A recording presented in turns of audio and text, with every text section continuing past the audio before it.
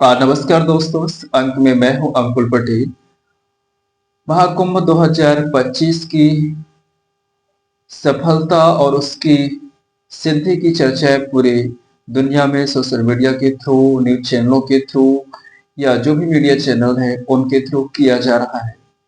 लेकिन इसकी सफलता का श्रेय किसी एक व्यक्ति को या किसी एक पक्ष को देना सही नहीं है।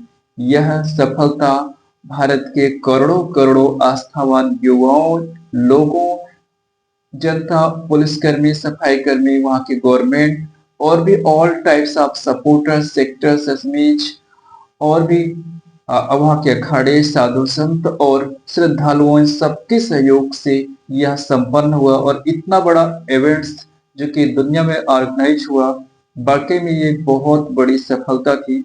कुछ व्यवस्थाओं में खामियां हुई, जरूर उसको हम नजरअंदाज नहीं कर सकते, लेकिन इसका मतलब ये नहीं है कि इतने बड़े आयोजन को हम सिर्फ आलोचना की निगाह से ही देखें। इसमें काफी कुछ खूबियां भी पाई गई।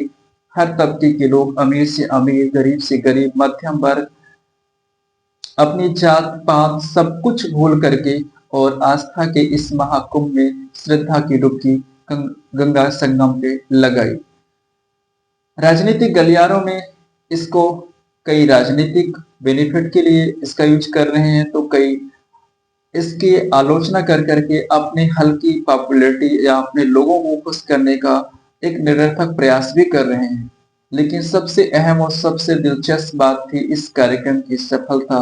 और इस कार्यक्रम की सफलता जिस प्रकार से हम सबके सामने है, वाकई में चर्चा है। इतिहास हमेशा याद रखेगा इतने बड़े आयोजन को इतनी बेहतर तरीके से ऑर्गेनाइज करने के लिए जिन लोगों ने भी इसमें अपना सहयोग दिया, नहीं दिया, फिर भी उन सब का कोटि सा धन्यवाद।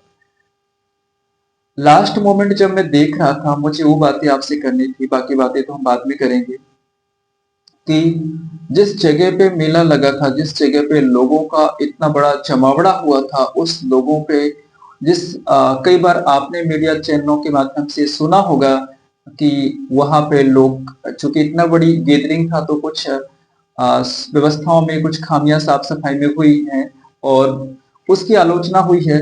अब जो अपोजिशन के लोग हैं, जो लाइक नहीं करते इन चीजों को, उन्हें एक अच्छा खासा मौका मिल जाता है और गंगा संगम जैसे पवित्र स्नान को गंदगी का स्नान बता करके मीडिया पे, सोशल मीडिया पे अपने आप को ट्रेंड में ला रहे थे। साथियों, गंगा माँ का आंचल पवित्र है। यदि मैलापन है तो आपके मन में है, आपके स्वभाव में है। कांग्रेस के एक बहुत बड़े लीडर, मैं नाम नहीं लेना चाहूंगा उनका, उन्होंने कहा कि गंगा में स्नान करने से क्या पेट भरेगा। सोचो मानसिकता इनकी क्या हो सकती है। कभी आपकी आस्था का सम्मान कर सकते हैं? नहीं कर सकते। इनकी जब तक सरकारें थी तो कुंभ में जाने वालों को ट्रेनों में स्थान नहीं मिलता था, लेकिन रेलवे ने 13,000 ट्रेनें चलाई। हर 3 मिनट में प्रयागराज के तीनों रेलवे स्टेशन पे ट्रेनें आती थी, सवारियों को लेके जाती थी। कुछ वीडियो जरूर जानबूझ करके वायरल किए गए ताकि सरकार को घेरा जा सके, लेकिन सरकार भी एक मजबूत दीवार की तरह इस व्यवस्था को मेंटेन करने में, बनाए रखने में अपनी अहम भूमिका निभाई। इसके साथ साथ मैंने कुछ चीजें देखी जो कि बहुत ही दिलचस्प थी। होता यह है कि कार्यक्रम का आयोजन हुआ, कार्यक्रम संपन्न हुआ, लोग अपना अपना बुरा बिस्तर लेकर के निकल चलते हैं। लेकिन कहते हैं ना कि यदि आप बड़े बुजुर्ग या साधु संतों के बताए रास्ते पे आप चलोगे तो आप सत्कर्म ही करोगे, किसी का बुरा कर्म या किसी के प्रति अपना नफरत या किसी के प्रति बुरी सोच नहीं रखोगे। साथियों, मैंने एक वीडियो देखी और वो वीडियो वाकई में हार्ट टचिंग था फॉर मी।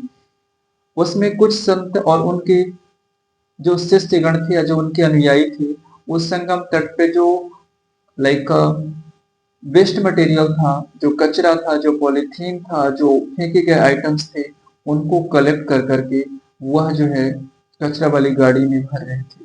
मैंने कई बड़ी बड़ी हस्तियों को भी इस कार्य में देखा। मुझे लग रहा है कि इस कार्यक्रम की आवश्यकता, इस तरह के सराहनीय जो कार्य होते हैं, इनकी प्रशंसा होनी चाहिए और गवर्नमेंट को भी इन ऐसे लोगों को, ऐसे युवाओं को आगे लाना चाहिए। दूसरा, मैंने सरकार की ओर से इस कार्यक्रम के लिए शुरुआती दौर से ही वहाँ की जो चीफ मिनिस्टर हैं वो बहुत ही एक्टिव थे और बहुत ही मेहनत उन्होंने किया है, जिसकी जितनी भी प्रशंसा की जाए वो कम है।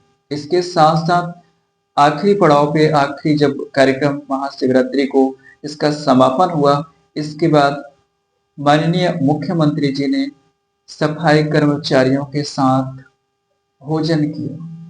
ऐसा इससे पहले बहुत कम ही ऐसे घटनाएँ मिलती हैं कि उनकी भावना कितनी निश्चल है, कितनी पवित्र है कि इस कार्यक्रम में सफाई करने वालों के साथ बैठ कर के उन्होंने और उनके मंत्रिमंडल के कुछ मंत्रियों ने भोजन किया। यह उन कर्मचारियों के दृष्टि से यदि हम देखें तो कितना सुखद है। यदि मैं कुछ काम कर रहा हूँ और उसमें बड़े-बुजुर्ग का हाथ मिल जाता है या उनका आशीर्वाद मिल जाता है, तो अपने आप को कितना अच्छा लगता है। वही चीज़ वहाँ पे देखने को मिली कि इतने बड़े स्टेट का चीफ मिनिस्टर अपना समय निकाल कर के और सफाई कर्मचारियों के साथ काम करता है। कोई माने या ना माने जब भी कोई बड़ा आयोजन होता है, तो उस व्यवस्था को सँभालने में पुलिस की बहुत अहम भूमिका होती है।